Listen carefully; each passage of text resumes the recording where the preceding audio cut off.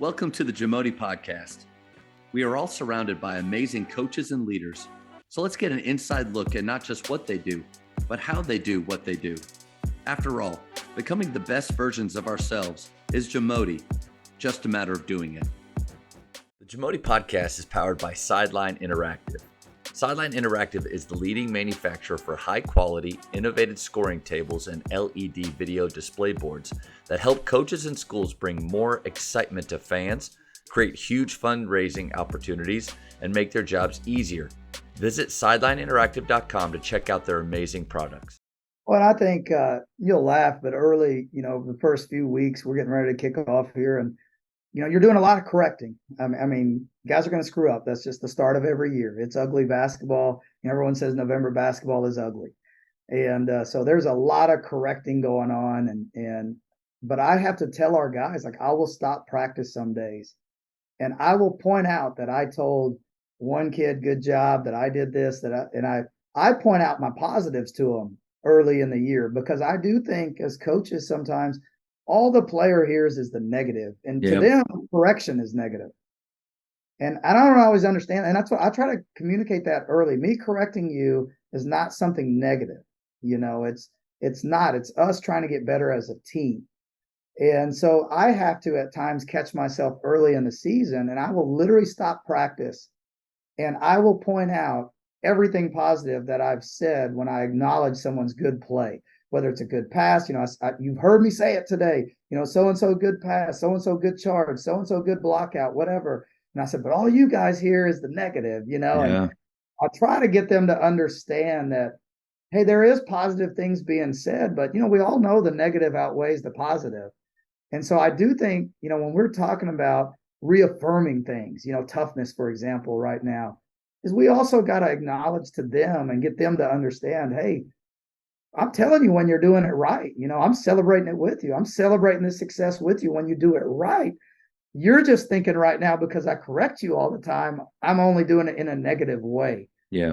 I do think that's a fine line we walk as coaches, sometimes, is especially early in the year, because there is so much correction, that you lose kids because they just think you're so negative all the time. Yeah, we don't want our players to feel beat down. And you're right, that line is important that we stay on it.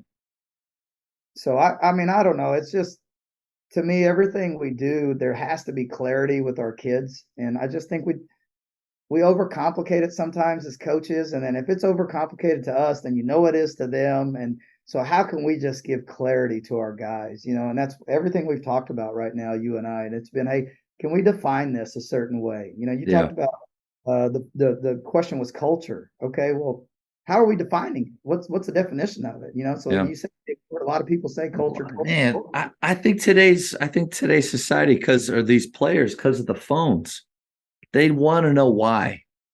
You and I probably, when we were younger, just tell me what to do. Yes, sir, I'll do it. I mean, you and I talked a little bit about the coach that I played for 3 years, Dave Bliss. We didn't question him. Right. We just were told what to do. We said, yes, sir. And if we could say yes, sir, and actually do it, our lives were easy. If not, it went the other way. But I think there is more of a, players want to know why. And part of the reason is because they can find any answer they want in 5 seconds on their phone. So for us just to come across and say, just do what I'm telling you. Why, coach? Just do what I'm telling. No, I think the teaching aspect of it has to come through. So like when you talked about, we're not going to bend over and grab our shorts, I think you have to explain why. Because if not, they think that bending over shorts is just weakness. Or sometimes coaches will say, I don't want you to bend over because, stand up, you can breathe more. Well, if you watch The Last Dance, Michael Jordan's own, personal coach trainer told him to bend over and grab his shorts. He said, because you can breathe fine, I want you to rest a little bit more. Like, actually, grabbing the shorts could make your life a little bit easier as a player. But why do we not do it, guys? Because we don't want to show weakness. Bending over, for the majority of players out there, makes you look like you're tired, you can't go anymore. So we're not going to rest like that. But the why behind it is huge, right? Well, and that's from day one, and it's something we talked about in recruiting with our guys. It's something we talked about this summer. I completely agree with your statement, is we say, hey, we're going to tell you to do things. We're always going to tell you why. And if you don't know why, you come knock on my door and you can ask. And I'm going to explain it. I'm never going to make you do something to do it. I always have a reason for asking you to do certain things. And I do think in coaching, when we're talking about clarity a second ago, if kids understand why they're doing something, then it's easier to get them to actually do it. They're not going to be as defiant as Yeah, times. And they're not actually being defiant on purpose sometimes. They just, if they understand it more, and it goes to a scout, like we talk about our scout stuff, and we hit the scout, film, paper scout, walk. I mean, you name it. We hit it about every different angle you can hit a scout. And the reason why is everybody learns differently. sure. So if I'm going to hold them accountable to the scout, then I better present the information to them in a way that they understand it. And guess what? Every kid learns differently. So I better present it a bunch of different ways when I'm presenting that scout. And so that's why we do it in so many different ways. But I think it goes back to your statement of if kids understand the why, then it is easy to hold them accountable. And then I also think when you hold them accountable, they're not as frustrated because they clearly know why they messed up. And if they No understand doubt. why I messed up, then they also start learning, here's how I can fix it. And then I think other teammates can help teach them how to fix it because then maybe you, Especially when there's a common language, right? Other teammates are more willing to jump in when everybody is saying the same thing. I think that comes back to our assistants too. We all have to be careful as a coaching staff of not using 4 or 5 different ways to say the same thing.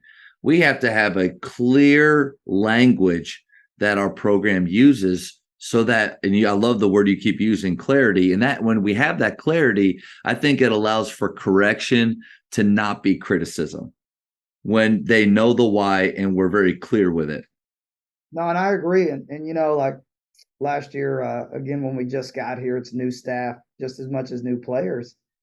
And the language of what we teach is so important to me because I think as a staff, you have to present a united front. You all have to be on the same page.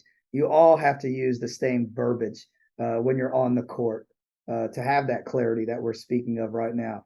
And so we take so much time early as a staff that we will get together. We plan every practice together an hour before we go out there, sometimes even longer. But especially when I have a new staff, we carve out time where we can actually walk down to the floor while we're planning practice and we'll talk about verbiage and we'll talk about, okay, here's how we say this, here's how we say this. And I'll even ask my staff, okay, here's what I say and how I've said it. Here's the words that I use. What have you heard? What do you like?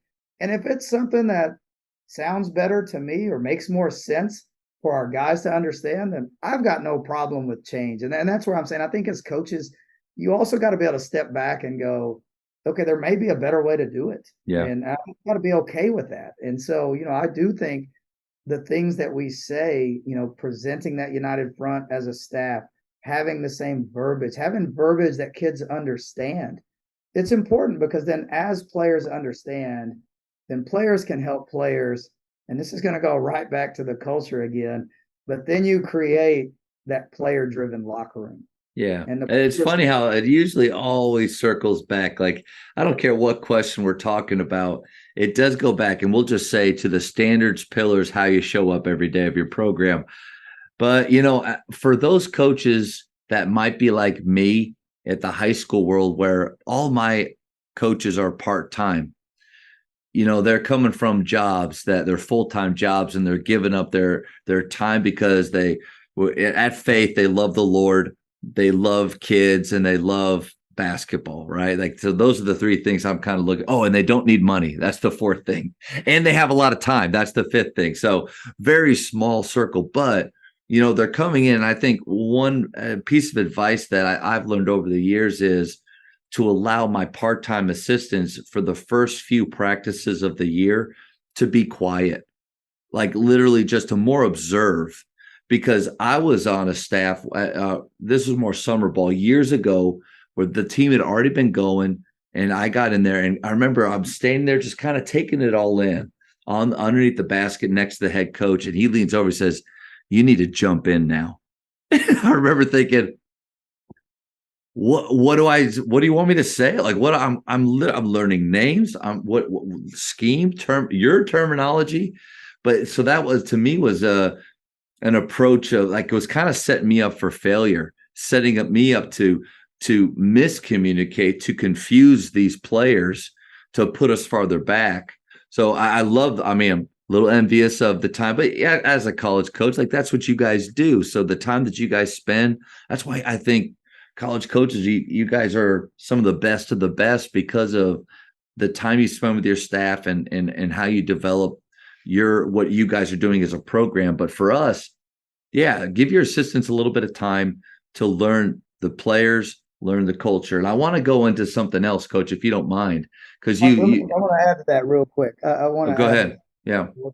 You know, when I was applying for this job, and they said, "Hey, what does the first 30 days look like?" And the first thing I said is, "I'm going to look, I'm going to listen, and I'm going to lean." And they hadn't heard that before, and they said, "What do you mean?" And I said, "Well, I think I'm new here. Obviously, if I get this job, you guys know how this is supposed to go, and so I'm gonna look and see what's going on. I'm gonna listen to our players and kind of hear, what are they looking for, in a program, how do they want this thing to be." And I said, lean, because I'm gonna lean on you guys, because you guys are the ones that have been here, as administrators, and so I'm gonna lean on you guys for advice and things like that as well. And when we're talking about those assistants, and I was an assistant once, and so I try to always think about what it was like when I was an assistant, and that's what I tell our staff all the time. And I want them to come in and ask questions, and we say that all the time. And if I can find an old practice and I can video a drill and I can text it to them, or we can talk about it on the floor, in my office, on the board, whatever it is, to try to help get them to understand it a little bit, then that makes all our lives better, yeah. But I think the things that we also do when we're planning practice, I early with a new staff, I tell them exactly where they're going to stand. And I tell them exactly what their job needs to be in that practice. And I mean, I have a grad assistant who early in the year, I literally have him stand under the basket and we put a big blue line right down midline. And he's just reminding guys to get to midline. That's his job. And he knows exactly what to do. So then he's getting comfortable and talking because, as GAs, I think they're new and they don't know when to talk and they don't know what to say. And I think it's our job as coaches. I think as head coaches, we should teach assistants. I think as assistants, we should teach our grad assistants. I think as grad assistants, we should teach our managers. And that's how we're going to continue to have even better coaches in this profession, because we're taking the time to teach people underneath us. And so for me, like, I start with our grad assistants with something easy like midline, because I know it's something they know what it's supposed to be. They know where that kid's supposed to be. They can sit there and echo midline, but their voice starts getting heard, and our assistants, when I hire them, like, we start positioning them on the board. Here's in this drill, I need you here. I need you here. I need a GA underneath the basket. I'm going to be standing over here, but I'm probably going to be all over the place, and normally I am all over the place. But they know exactly where they're supposed to be at. And then I'll even say, okay, and we talked about offensive rebounding earlier. I had one assistant. I said, okay, you're going to watch the 4s and 5s crash. And I tell the other one, you're going to watch the 2s and 3s crash when the shot goes up. So they're not having to watch all of it. They can Yeah. focus on a smaller piece then and there and break it down. And then when we're watching film as a staff together, then I will watch it first, a lot of times on my own, because I may watch it that evening or whatever it might be. And then when we watch it as a staff, I may point stuff out in that film session to my staff on, hey, you could have done this, or I could have had you over here. This would have helped me So you're more. kind of coaching them up. Yeah. Coaching them just like you do your players. Yeah. If you want to get out of them what you do, and I'm very blessed here, is I feel like we have the best staff in the country with the guys we have. Mark Rutledge, Connor Moore, Grant Makita are the three best I've worked with, and to me, we talk about success. That's success in that office right next door to me, because those guys are the ones running this thing right now, and they're great. They ask a lot of questions. They want it done the way that I want it done. And the thing that, when I took this job, I told you my parents were living here. My GA came with me from Northwestern to here, so he's been with me, so he actually knew what was going on. But my two assistants, I mean, we come down to San Angelo. We're staying at my parents' house for like the first month and a half, all three of us, and we're bachelors. I mean, we don't have our spouse here, And so for the first month, we're just getting to know each other, which was awesome to me. And I think, for you, it's a little bit harder when you have part-time assistants to form that relationship. And we're talking about with players, but I think you should have it with your staff as well. That's To good. back to that united front in practice. Like, are y'all on the same page? Is your terminology the same? Are you coaching kids in that same direction that I want it done? Yeah. We're spending that time and we know each other. You're going to eventually get to where you know what I want. I don't even have to say it anymore.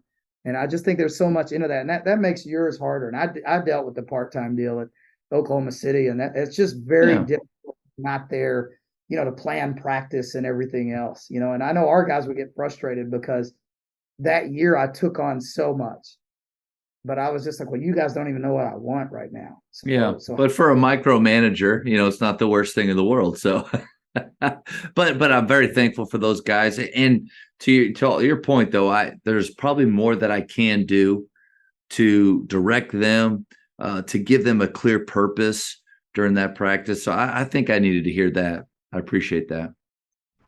Thank you for checking out today's episode. Please take a moment to subscribe to this podcast, share it with your fellow coaches, and find us on social media for what's coming up next on the JAMODI podcast. It's just a matter of doing it.